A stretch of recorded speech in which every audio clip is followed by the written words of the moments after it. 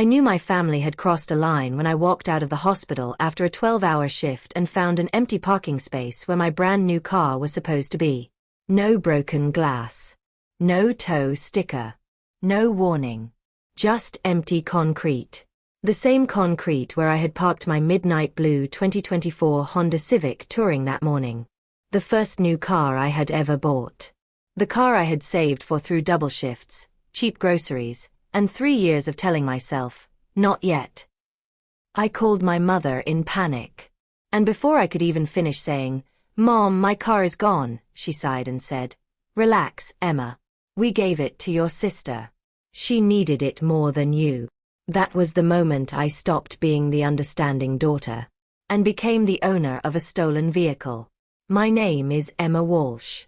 I'm 29 years old, and I work as an ER nurse in Charlotte, North Carolina. If there's one thing emergency rooms teach you, it's that people show you who they are under pressure. Some people get brave. Some people get kind. Some people start lying before you even ask the first question. My family had been showing me who they were for years. I just kept pretending I didn't see it. My younger sister, Chloe, was 25 and had been going through a hard time since she was old enough to spell the word hard. When Chloe crashed her first car backing out of a parking lot, my parents said she was overwhelmed. When she wrecked the second one after leaving a party, they said she was young. When she lost a job because she kept showing up late, they said her manager was jealous. And when I worked holidays, nights, and weekends to pay my own bills, they said, "Emma doesn't need help. She's the strong one." Being the strong one sounds nice until you realize it means nobody cares how heavy the load gets. I was 17 the first time my parents took something from me for Chloe. It was money I had saved from working at a grocery store. I wanted to buy a used laptop for college applications. One afternoon, I opened my envelope and found it empty. My mother said, Chloe needed a dress for homecoming. My father added, "You'll earn more. Don't be selfish." That sentence became the family law. Emma will earn more. Emma will understand. Emma will get over it. 4 years I did. I got over my missing savings. I got over Chloe borrowing my clothes and returning them stained. I got over my parents asking me to cover her phone bill because she's just not good with money. Then I bought the car. That car was not just a car to me. It was proof. Proof that I could build something no one handed me. Proof that every overnight shift, every missed vacation, every lonely dinner in my apartment had turned into something real. It still smelled new. The seats were spotless. The registration was in my name. The insurance was in my name. The loan was in my name. And my parents knew that. Which is why I thought even they would understand. I was wrong. Standing in that hospital parking garage, still in my scrubs, with my badge hanging around my neck and my hands shaking, I said, "What do you mean you gave it to Chloe?" My mother's voice stayed calm. Too calm. "She has that interview in Raleigh tomorrow. Her old car isn't reliable. You're not working tomorrow, so we figured you could manage." You figured. Emma, don't start. I could hear my father in the background. Then his voice came on the phone. "It's still in the family. Stop acting like someone robbed you." I looked at the empty parking space. But someone did. There was silence. Then Dad said, "Watch your tone." That almost made me laugh. My car was gone, and he was worried about my tone. How did she even get the key? I asked. Mom paused half a second too long. And there it was. The answer. My spare key. The one I had given my parents months earlier for emergencies. Real emergencies. Like if I got sick, or stranded, or something happened at work. Not so they could hand my car to my sister like a family coupon. "You went into my apartment?" I asked. My mother said, "We didn't go through your things. We knew where you kept it." That was worse. Because it meant they had planned it. Not borrowed. Not panicked. Planned. I asked where Chloe was. My father said, "On her way to Raleigh." Tell her to bring it back. She can't. Why not? She needs it. There it was again. Need. In my family, Chloe's needs were emergencies. Mine were inconveniences. I took a breath. Bring my car back in 1 hour, or I'm calling the police. My mother gasped like I had cursed in church. Emma Walsh, don't you dare. Dad's voice went low. You call the cops on your sister, and you're done with this family. I looked down at my shoes. There was dried blood on the side of one sneaker from a patient who almost didn't make it that morning. I had spent 12 hours saving strangers. And my own family had spent that same day stealing from me. I said, then I guess I'm done. And I hung up. My thumb shook when I dialed 911. I almost stopped. Not because I thought I was wrong. Because a lifetime of training doesn't disappear in 1 minute. Their voices were still in my head. Don't be dramatic. Family helps family. You're stronger than this. But strength without boundaries is just a nice word for being used. So I made the call. The officer who came was named Officer Daniels. Mid-40s, calm voice, tired eyes, the kind of cop who had heard every family excuse in the book. He asked me 3 simple questions. Is the car in your name? Yes. Did you give anyone permission to take it? No. Do you want to report it stolen? That question hit me harder than I expected. Because once I said yes, I knew there was no going back to the old version of me. The version who swallowed anger so dinner wouldn't be awkward. The version who paid for peace with pieces of herself. I looked at my empty parking space. Yes, I said. I want to report it stolen. Officer Daniels nodded. Then that's what we'll do. I handed him my registration, insurance, payment records, even the dealership paperwork from when I bought it. He looked through it and said, this is straightforward. I laughed a little. Nothing about my family had ever been straightforward. Then he said something I will never forget. People think if they're related to you, it changes the law. It doesn't. For the first time all day, I felt air come back into my lungs. The next few hours were chaos. My phone exploded. Mom called 11 times. Dad called 7. Chloe sent 1 text. 1. It said, seriously? You're going to ruin my life over a car. Over a car. Not over stealing. Not over lying. Not over taking something I worked years to afford. Over a car. Then the relatives started. Aunt Linda, your parents are heartbroken. Cousin Mark, you know Chloe makes bad decisions when she's stressed. Grandma, baby, drop the report. Family doesn't do police. Not one person asked how I got home. Not one person asked if I was okay. That tells you everything about your place in a family. Sometimes you don't learn where you stand by what people say. You learn by what they forget to ask.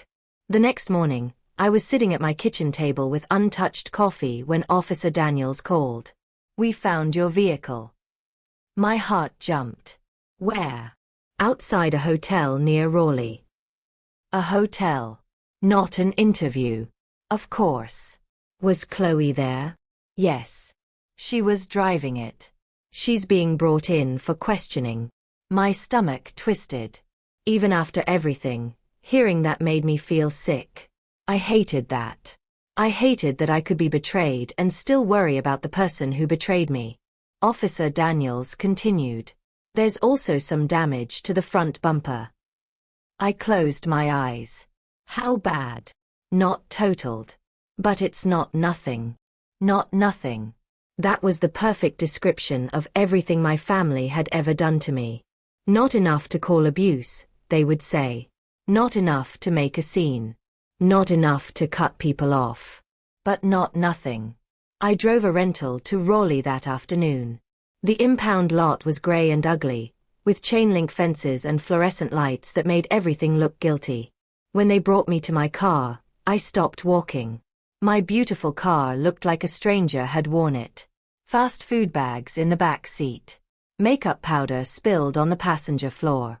A sticky drink dried in the cup holder. A scratch down the driver's side door. The front bumper dented just enough to make my chest ache. And hanging from the mirror was Chloe's pink fuzzy keychain. Like she had already started claiming it. I stood there staring at it. Then I noticed the smell. Cigarette smoke. Chloe knew I hated smoke. She knew because when I bought the car, I told everyone, please don't smoke in it. I want to keep it clean. My one small rule. She couldn't even respect that. Officer Daniels stood a few feet behind me. I'm sorry, he said. I nodded, but I couldn't speak. Because in that moment, I wasn't just looking at a damaged car. I was looking at my whole childhood. My boundaries trashed. My work disrespected. My no treated like a suggestion. My life treated like a backup plan. I signed the paperwork to get the car released. Then Officer Daniels asked if I wanted to move forward with charges. I thought about my mother's voice. Don't do anything stupid. I thought about my father's threat. You're done with this family. Then I thought about Chloe's text. You're going to ruin my life over a car? And I realized something. I wasn't ruining Chloe's life. I was refusing to keep financing her consequences. Yes, I said. I want to move forward. The begging started that night. My father showed up at my apartment at 9:30 p.m., pounding on the door so hard my neighbor came into the hallway. I opened it with the chain on. He looked older than usual. Not softer. Just desperate. Drop the charges, he said. No hello. No apology. Just an order. I said. No. He glanced down the hallway, embarrassed that people might hear. Your sister could lose her license. She stole a car. She made a mistake. She committed a crime. His jaw clenched. You sound like a stranger. I looked at him through the crack in the door. No. I sound like someone you don't control anymore. That landed. For the first time in my life, my father had no comeback. Then my mother appeared behind him, crying. Real tears, maybe. Or maybe just the kind she used when guilt was easier than accountability. Emma, please, she said. Chloe won't survive this. I almost opened the door. That's how deep the programming goes. One crying mother, and suddenly I was 10 years old again, ready to apologize for being hurt. But I looked past them at my kitchen counter, where the impound receipt sat. $700. The repair estimate beside it. $3,800. The rental bill. The police report. All because they decided what was mine belonged to whoever they loved more loudly. I said, "Did you use my spare key?" Mom froze. Dad looked away. I repeated it. "Did you go into my apartment and take my spare key?" My mother whispered. "We thought you'd understand." There it was. The closest thing to a confession I was ever going to get. I took out my phone and hit record. Say that again. Dad's face changed. You recording us? Yes. His anger came back fast. After everything we've done for you? I almost laughed. What exactly did you do for me? Teach me to expect nothing. Mom started sobbing harder. Please. She has court next week. Good. You don't mean that. I did. And that scared me a little. Not because I was cruel. Because I was finally honest. I'm not dropping the charges, I said. And if either of you comes here again without being invited, I'll call the police again. My mother stared at me like she didn't recognize me. The truth was, she never had. She only knew the version of me that made her life easier. I closed the door. The court date came faster than I expected. Chloe wore a white sweater and no makeup, which was how I knew my mother had dressed her for sympathy. My parents sat on either side of her like bodyguards. I sat alone. That used to bother me. Not anymore. Officer Daniels was there. The prosecutor was there. The judge looked like she had no patience for family drama dressed up as misunderstanding. Chloe's lawyer tried to argue that she believed she had permission because my parents had given her the key. The judge looked over her glasses. Did the owner give permission? The lawyer paused. No, Your Honor. Then the parents had no permission to give. Simple. Clean. A sentence my family had avoided for 29 years. My parents had no permission to give. Chloe accepted a plea deal. Probation. Restitution. Community service. A suspended license. No jail time. My mother still gasped like the judge had sentenced her to a dungeon. Then came the victim's statement. I hadn't planned to speak. I thought I would sit quietly and let the paperwork talk. But when the judge asked if I wanted to say anything, I stood up. My voice shook at first, then steadied. I worked for years to buy that car. It was mine. Not because I didn't love my sister. Not because I didn't care about my family. Because I earned it. Chloe stared at the table. My parents stared straight ahead. I kept going. My whole life, I was told to understand when things were taken from me. I was told being responsible meant being silent. But what happened wasn't borrowing. It wasn't family helping family. It was theft. And I'm not here because I hate my sister. I'm here because I finally understand that love without accountability just turns into permission. The courtroom was silent. The judge nodded once. Chloe started crying. But for the first time, I didn't rush to make her tears stop. Afterward, in the hallway, my mother came toward me. I thought she would scream. Instead, she looked tired. Are you happy now? She asked. I looked at Chloe, who was wiping her face while my father whispered something in her ear. Then I looked back at my mother. No, I said. But I'm free. She flinched. Maybe because she knew it was true. My car spent 10 days in the shop. When I got it back, it looked perfect again. But it didn't feel the same. Not at first. I drove it home slowly, both hands on the wheel, windows cracked, letting the clean air push out the last ghost of smoke. At a red light, I ran my thumb over the steering wheel and whispered, "Mine." It sounded silly, but I needed to hear it. Mine. My car. My work. My money. My choice. My life. The week after court, I changed my locks. Then my phone number. Then my emergency contact at work. That one hurt more than I expected. But peace will ask you to make changes guilt never allowed. Months passed. The family noise faded. Aunt Linda stopped calling. Dad sent one text that said, "You broke your mother's heart." I deleted it. Mom sent nothing. Chloe sent one message 6 months later. It said, "I'm paying the restitution next week. I know I messed up. I'm not asking you to forgive me. Just wanted you to know I get it now." I read it 3 times. Then I put the phone down. I didn't reply. Not because I wanted to punish her. Because sometimes silence is not cruelty. Sometimes silence is a boundary resting. A year later, I took that same car on a road trip through the Blue Ridge Mountains. No family calls. No guilt. No one asking me to give up my weekend, my money, my peace, or my car. Just me, winding roads, music too loud, and the kind of freedom that feels quiet instead of dramatic. At an overlook, I parked and watched the sun slide behind the mountains. The hood of my car glowed blue in the orange light.